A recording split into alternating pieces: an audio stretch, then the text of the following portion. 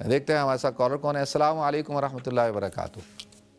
وعلیکم السلام ورحمۃ اللہ وبرکاتہ۔ مفتی صاحب کیا حال ہے؟ الحمدللہ میں ٹھیک ہوں، اللہ کا کرم، شکر اللہ کا۔ اللہ آپ کو ٹھیک رکھے، آمین۔ لوگوں مستفید دنیا ہو رہی ہے آپ سے، اللہ پاک کا شکر ہے۔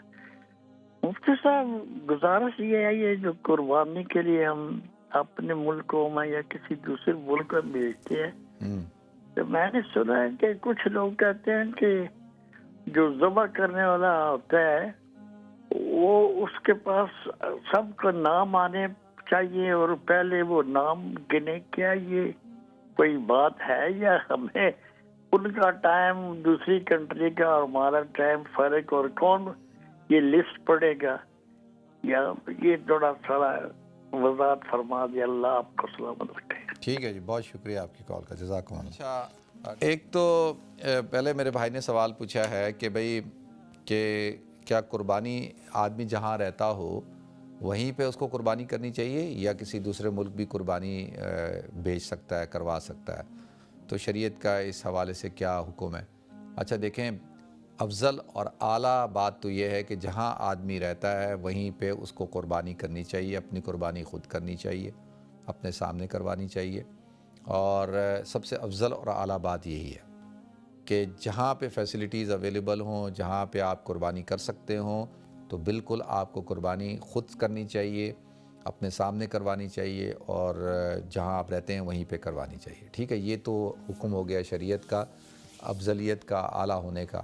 ٹھیک ہے، اگر مثال کے طور پہ جیسے ہم لوگ یہاں رہتے ہیں اور لوگ یورپ کے ملکوں میں رہتے ہیں، امریکہ، کینیڈا میں رہتے ہیں، جاپان میں، مختلف ملکوں میں رہتے ہیں، اگر وہاں پہ وہ ایزیلی قربانی نہیں کر سکتے اور وہ خود سے نہیں کر سکتے، اور تو ان کے لیے یہ ہوتا ہے کہ وہ پھر اپنی قربانی جو ہے وہ کسی اور ملک میں کروا سکتے ہیں۔ تو شریعت میں اس بات کی اجازت ہے کہ قربانی کسی دوسری جگہ پہ کروائی جائے تو وہ قربانی ہو جاتی ہے۔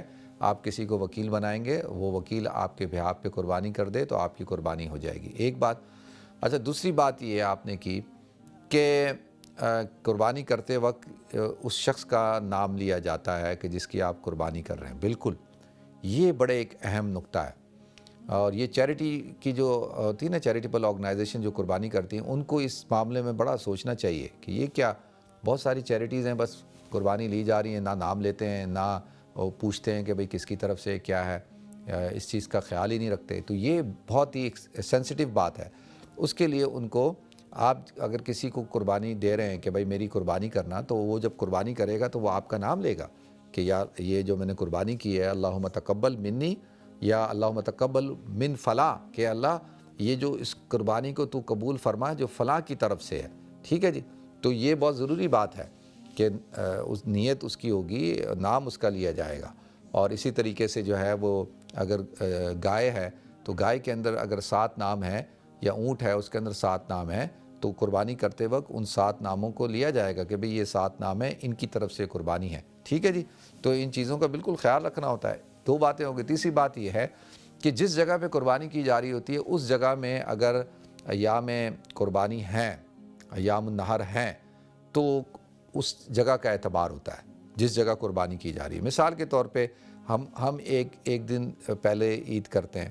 اب ہمارے ہاں عید ہے، اور اگر کسی نے، ایسے شخص نے قربانی ہمیں دی کہ جس کی قربانی ہم یہاں کر رہے ہیں اور جس کی عید ایک دن بعد ہونی ہے، تو کیونکہ آج عید کا دن تھا جس جگہ پہ ہم ہیں اور یوم النحر ہے، تو اس دن کا اعتبار ہوگا۔